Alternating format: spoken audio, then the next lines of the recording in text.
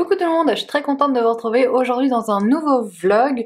Donc on se retrouve pour la deuxième semaine de décembre. On est le lundi 10 décembre et je commence ce vlog assez tard parce qu'il est 4 heures. Mais en fait cette semaine, je pense que le vlog sera moins long que la semaine passée parce qu'il était quand même assez long la semaine passée.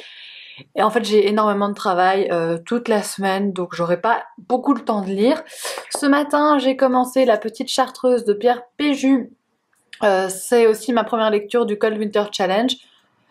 J'ai lu une grosse cinquantaine de pages, donc plus ou moins un quart du livre. Pour ce qui est du résumé, ça parle en fait d'une petite fille qui attend sa maman à l'école, à la sortie de l'école, et sa maman n'arrive pas. Et donc elle décide de partir en courant et elle se fait renverser par un libraire qui est en camionnette et qui la renverse. Elle est emmenée aux soins intensifs et on va suivre l'histoire de cette petite fille, de ce libraire et de la mère de la petite fille. La mère qui est assez spéciale. Voilà, j'en sais pas plus pour l'instant. Au début j'ai été un petit peu déconcertée par le style très lent, mais en fait finalement, je suis à 50 pages, mais pour l'instant je trouve ça plutôt joli comme style d'écriture, donc je commence à bien rentrer dedans. Voilà, là je vais travailler, hein, super. Je crois pas du tout que je le terminerai aujourd'hui. Ce que je ferai, c'est que du coup, un peu plus tard, je lirai une bande dessinée. Je pense peut-être m'attaquer au deuxième tome de La Boîte à musique de JG et Carbone. On verra bien parce que franchement, cette semaine, ça va être chaud. Mais je vais faire en sorte d'y arriver. Trop belle ma vue pour travailler. Il est déjà 7h30, je viens de finir de travailler, j'attends mon copain avant de manger.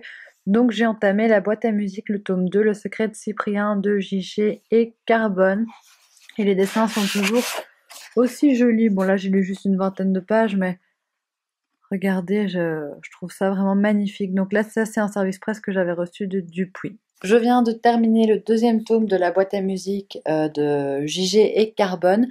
Comme le premier tome, c'était très mignon, mais j'ai trouvé que les événements s'enchaînaient extrêmement rapidement, parfois un peu trop rapidement pour moi. Donc pour rappel, l'histoire, c'est l'histoire d'une petite fille, Nola, qui a reçu en héritage de sa mère une boîte à musique qui l'emmène en fait vers un monde parallèle. Et donc dans ce tome-ci, elle retourne à Pandorian, ce fameux monde imaginaire. Et voilà, elle vit toute une série de nouvelles aventures. Mais j'ai trouvé quand même que ça allait très très très très vite. Après, c'est une BD très jeunesse, donc ça me choque pas plus que ça. Mais moi, c'est vrai que j'ai aussi parfois un peu du mal avec ces enfants qui gèrent des situations d'adultes. Mais bref, comme c'est du jeunesse, je ferme un peu les yeux. En tout cas, les illustrations sont toujours aussi belles. Et rien que pour ça, c'est une bande dessinée que je vous recommande très très vivement. Clairement, aujourd'hui, on n'est pas sur du gros vlog, hein. Il est 17h, presque 30, je viens de rentrer du travail. Je suis à une centaine de pages de La Petite Chartreuse, donc je n'avance pas très bien. Et ce soir, je ne vais pas lire parce que je vais au théâtre. Et ça, c'est la bonne nouvelle du jour. Je vais voir Monsieur Ibrahim et les Fleurs du Coran, donc d'Éric Emmanuel Schmitt, mais l'auteur joue dans la pièce, donc je suis impatiente et je vous en dirai des nouvelles.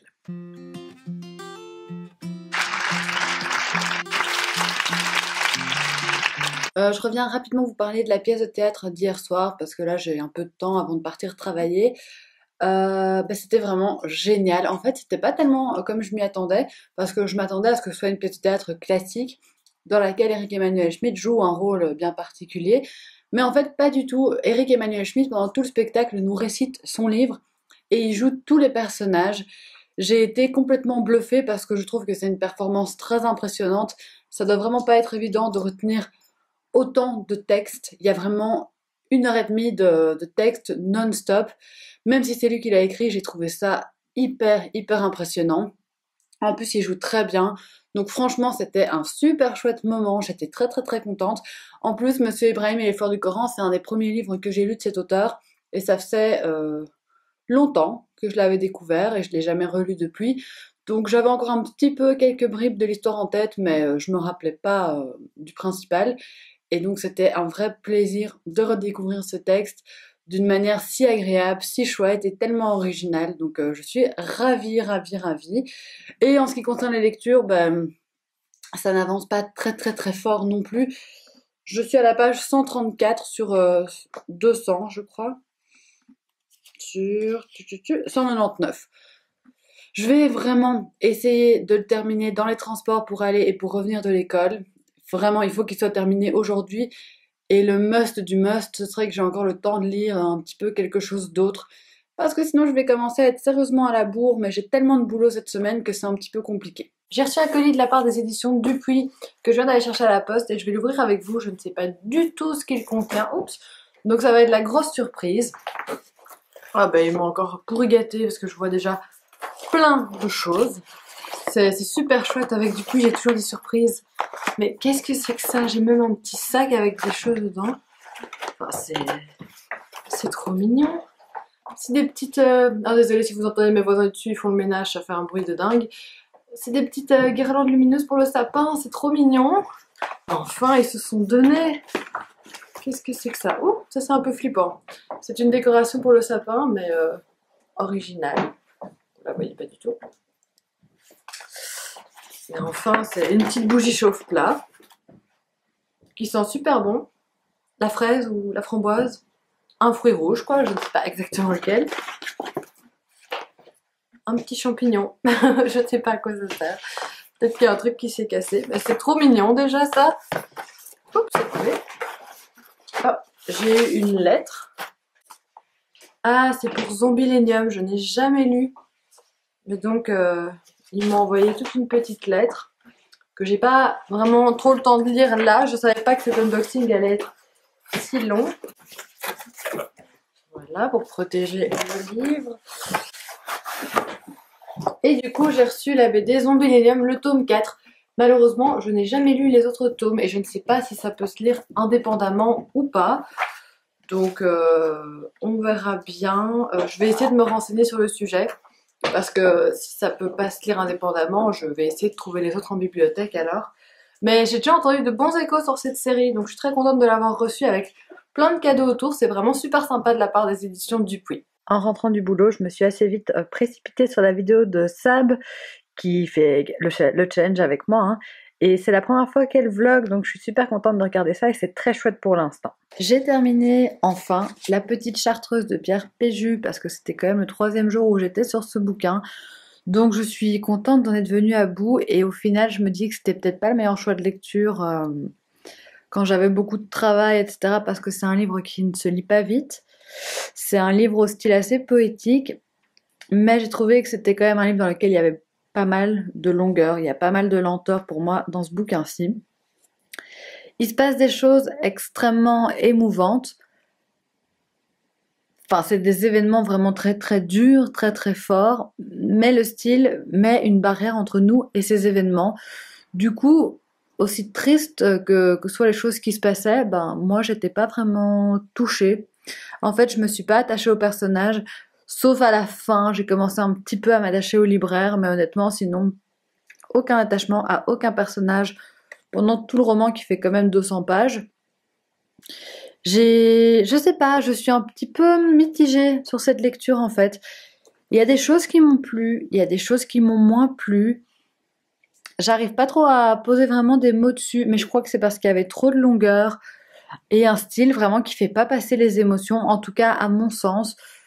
Donc voilà, j'en ressors mitigée parce que je pense qu'avec un style peut-être un peu plus dynamique, eh ben, ça m'aurait bouleversée parce que le sujet d'une petite fille hospitalisée est quand même très très dur.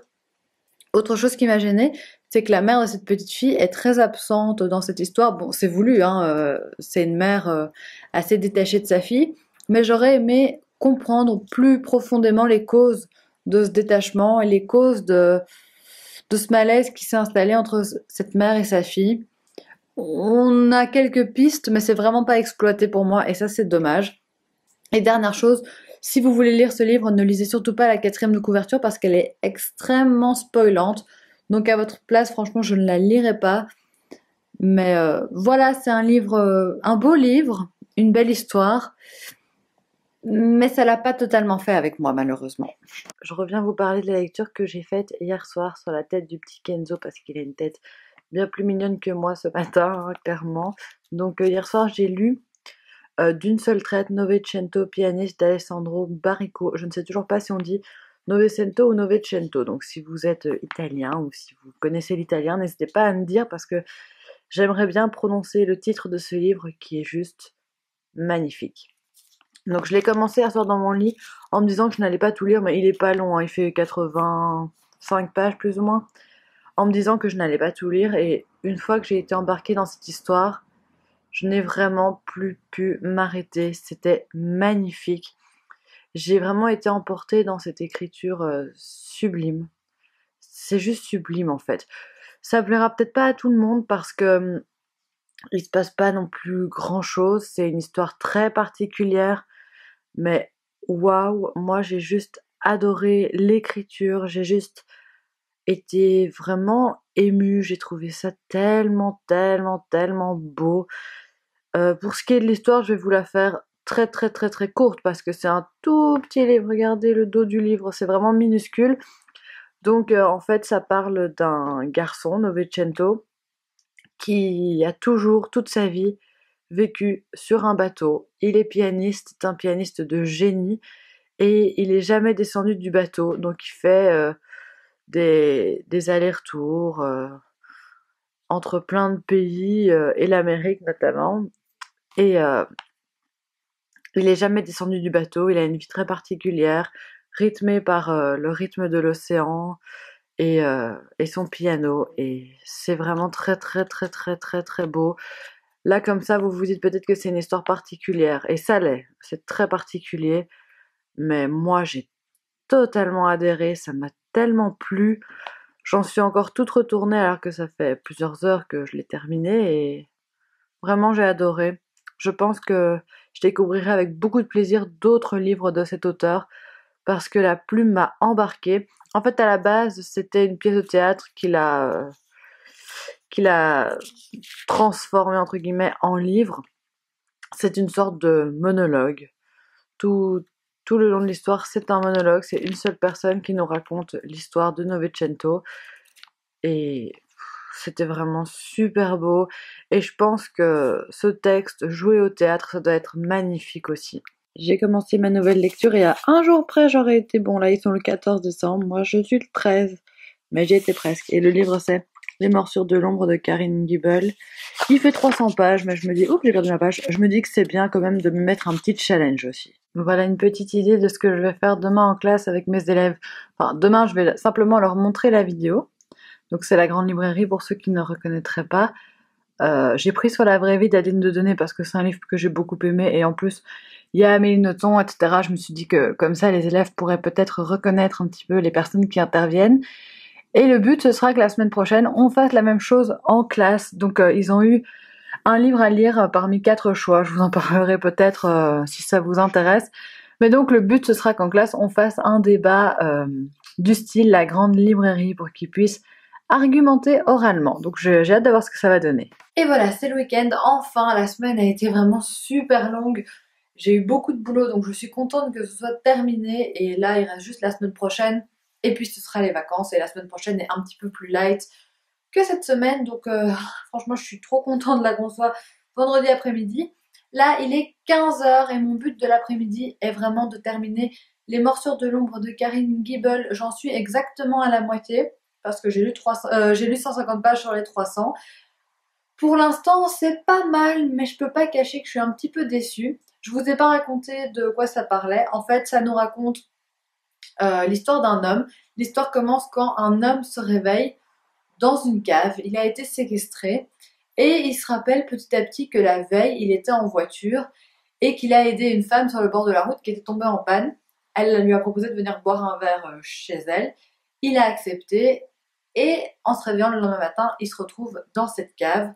Il se trouve que cet homme est policier et ses collègues vont mener l'enquête pour le retrouver.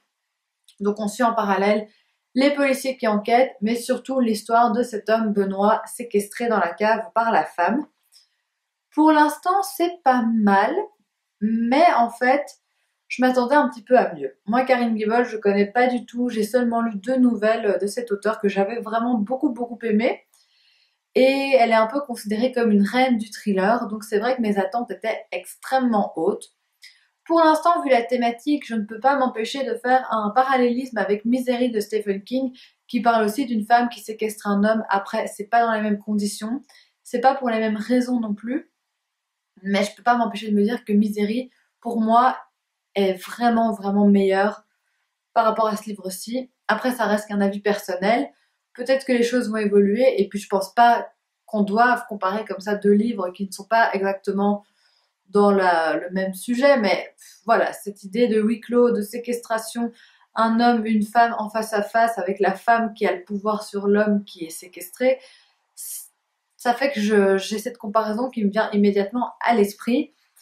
Mais là, on est à 150 pages et je trouve que ça commence un petit peu à s'essouffler. Et je me demande vraiment ce que l'auteur va nous amener dans les 150 dernières pages. Parce que je commence déjà à me dire, ouais, c'est bon, chaque fois qu'il se rencontre dans la cave, je trouve qu'il se passe un petit peu la même chose. Donc pour l'instant, je suis un peu mitigée. Il y a du bon, il y a du moins bon. On suit pas beaucoup les policiers non plus dans leur enquête. Après, ça me dérange pas parce que c'est pas vraiment ce que j'attends ici. Moi, je veux vraiment être dans le thriller psychologique entre cet homme séquestré et son bourreau. C'est vraiment cette idée-là qui m'intéresse. Mais voilà, on va voir comment ça évolue. Je vous tiens au courant parce que mon objectif, c'est vraiment de le terminer aujourd'hui. On verra bien, si ça se trouve, je vais trouver que la deuxième moitié est absolument géniale et ça changera tout. Je vous dirai de toute façon, mais pour l'instant, sympa sans plus. Un bon début de week-end. Et regardez qui se cache là-dessous, comme d'habitude. Je reviens vous parler des Morsures de l'ombre de Karine Gibel que j'ai terminé hier soir. Donc je suis contente, j'ai terminé mon 14e livre le 14e jour, je suis dans les temps. Bon, j'avais à un moment une petite avance que j'ai clairement complètement perdue, mais au moins, je ne suis pas en retard. Donc je pensais vraiment déjà que j'arriverais pas à tenir le rythme. On est presque à la moitié du challenge et je tiens le rythme pour l'instant. Donc croisons les doigts. Pour vous donner mon avis sur ce livre-ci, eh ben comme je vous le disais hier, au final j'ai une sorte de mini déception pour ma lecture. C'est pas vraiment une déception catastrophique non plus parce que j'ai quand même trouvé que c'était très bien. Mais en fait, c'est juste que Karine Gibel, elle est tellement adorée par un grand nombre de personnes que je m'attendais à un truc grandiose. Je m'attendais à quelque chose d'exceptionnel. Je trouve qu'on reste quand même dans du thriller classique, dans du huis clos classique. Et alors, il y a un côté très répétitif dans le huis clos. Donc, quand on voit ces relations entre bourreau et séquestré, je trouvais que c'était à la fin tout le temps la même chose. Par contre, ce que j'ai bien aimé, c'est la fin surprenante. J'ai trouvé que la fin était intéressante parce que je ne m'y attendais pas. Donc ça m'a plu. Mais je crois pas que c'est un thriller qui va me rester en mémoire forcément très très longtemps. Mais il était sympa, j'ai passé un bon moment de lecture, hein, je tiens quand même à préciser, je crache pas du tout sur ce livre. Je l'ai bien aimé, c'est un thriller efficace, c'est un thriller haletant, ça fait le job du thriller. Donc clairement, ça y a pas de souci, mais c'est juste que Karine Gibel, on me l'a vendue comme la reine du thriller. Dans ce livre-ci, oui, c'est du bon thriller, mais c'est pas le meilleur de ce que j'ai pu lire. Donc franchement, je retenterai avec plaisir cet auteur parce que la plume est super agréable, j'ai passé un bon moment. Mais il y a quelques petites choses qui m'ont gênée et c'est vraiment surtout ce côté répétitif, toujours un peu la même chose qui m'a dérangée. Aujourd'hui, j'ai commencé un autre livre. J'ai commencé Home de Toni Morrison. J'ai lu 30 pages, hein, donc j'ai pas encore bien avancé. Ça nous raconte pour l'instant l'histoire d'un jeune homme noir qui vient de rentrer de la guerre. Je crois que c'est la guerre de Corée. On est dans les années 50 plus ou moins. Et là, il essaye de retourner dans sa ville d'origine, mais la situation est un peu compliquée pour les Noirs à cette époque aux États-Unis. C'est une écriture très particulière, je trouve. Pas spécialement ce qu'il y a de plus dynamique, mais j'ai l'impression que l'écriture peut me plaire parce qu'elle est assez jolie, assez poétique. Mais pour l'instant, on n'est pas à fond dans l'action. Il y a quelques petites lenteurs, donc on verra. Mais le roman n'est pas long du tout. Il fait 150 pages, donc je vous tiendrai au courant de toute façon. Je fais une petite opération tri dans ma bibliothèque. Je vais aller donner tout ça en boîte à livres. Je vais rapidement vous montrer les livres que j'ai décidé de donner parce que là, c'était plus possible. J'avais juste plus de place dans la bibliothèque. Donc, je passe rapidement sur les titres, mais ce sont des livres qui ne m'ont pas spécialement marqué plus que ça. Donc, ça ne me sert à rien de les garder. Après, reste à voir si je vais tout mettre en boîte à livres ou Si certains, je vais essayer de les vendre chez Pêle-Mêle. Mais je sais pas encore. En tout cas, je vais d'office aller en mettre quelques-uns en boîte à livres. On verra. Et donc, comme ça, vous voyez un petit peu ce dont j'ai décidé de me débarrasser. Jingle bells, jingle all the way. Oh, what fun it is to ride in a one-horse open sleigh. Jingle bells, jingle all the way. Oh, what fun. Comme vous l'avez vu dans les images juste précédentes, j'ai été faire un petit peu mon shopping de Noël. J'ai pas encore tout trouvé, mais j'ai quand même trouvé pas mal de choses, donc je suis contente. Je peux pas vous montrer parce qu'il y a certaines des personnes à qui je fais des cadeaux qui regardent les vlogs, donc je préfère rien vous montrer. Je vais juste vous montrer ce que j'ai pris pour moi. Alors il faut savoir que la rue Neuve était bondée, bondée, bondée. C'était un peu fatigant. Là, je suis contente d'être rentrée, mais j'ai trouvé des trucs bien. Mais donc, je suis passée par le Primark. Honnêtement, je ne sais pas pourquoi j'ai fait ça. Vu le monde qu'il y avait déjà dans la rue, je vous laisse imaginer le monde dans le Primark. C'était irrespirable, mais j'ai quand même trouvé quelques petits trucs. J'ai pris du papier cadeau. Voilà, c'est toujours bien à cette période-ci. Il est assez simple, mais bon, il coûtait 1,50 €. Donc, je me suis dit que j'allais le prendre là. Et alors, je me suis trouvé deux petites robes. La première, je sais pas si vous verrez bien, je fais un peu ma youtubeuse beauté, là c'est ma minute de youtubeuse beauté. C'est une petite robe comme ça avec un col Claudine, j'aime beaucoup ce genre de robe ou de haut ou peu importe, j'aime beaucoup ce style. Et pour donner cours, c'est nickel, en plus elle est pas près du corps, enfin parfait, tout ce que j'aime. Et j'ai trouvé une autre robe que je pense garder pour le soir du 24 décembre, pour Noël. Elle est très jolie aussi, je trouve. J'aime beaucoup la couleur en fait. La couleur me plaît beaucoup et le détail du petit nœud là devant, je trouve ça assez sympa aussi. Les deux ont coûté 17 €. Donc voilà, c'était 17 € chacune. Je trouve que c'est pas du vol. Maintenant, on verra la qualité, mais en général, je suis pas déçue de la qualité de chez Primark. Donc voilà pour mes petits achats personnels. Je ne vous montre pas les cadeaux malheureusement. Il est presque 18 h. Je vous ai pas parlé aujourd'hui tout simplement parce que j'ai été manger à midi chez mes parents, puis j'ai été à l'anniversaire de la fille d'une amie de mon copain. Bref, là, je viens de rentrer. Ce matin, j'ai quand même eu le temps de terminer Home de Toni Morrison. Je reviens vous donner un petit peu mon avis sur ce livre-ci. Je suis un petit peu mitigée.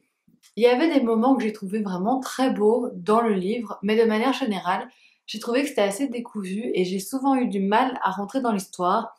Souvent eu du mal à me représenter les émotions des personnages. Je suis restée vraiment totalement en retrait de l'histoire. J'ai jamais réussi à vraiment plonger dedans. Voilà, j'ai pas grand chose à dire en fait parce que je suis tellement restée en surface que je pense que j'ai loupé clairement quelque chose dans le livre. Je pense que j'ai loupé des éléments importants et je crois que je suis passée à côté en fait. Totalement. Il y a certains moments où je me suis fait ah ouais, là ça me plaît.